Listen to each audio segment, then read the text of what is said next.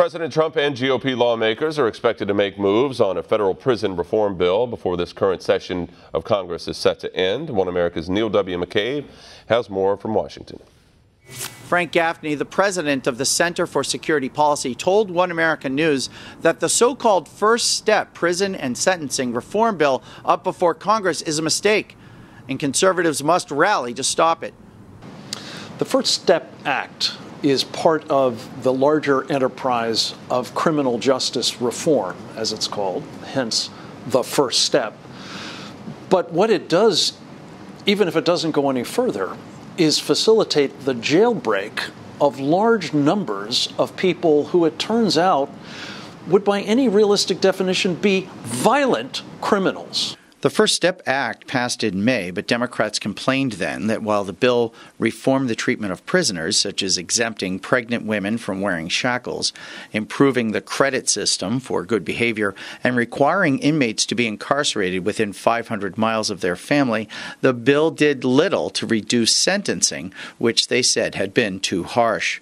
President Donald Trump endorsed the First Step Act at a November 14th White House ceremony, and he focused on the humanitarian intent of the bill. This legislation will allow federal inmates to be placed closer to their home communities in order to help facilitate family visitation. So important because we know that maintaining family and community ties is key to a successful reentry into our society.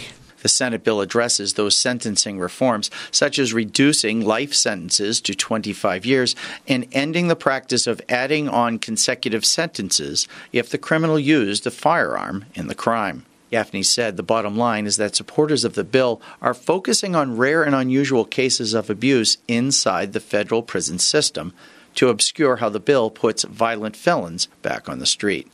Like people beating children, like people beating spouses, like people engaged in beating or using other weapons against police officers.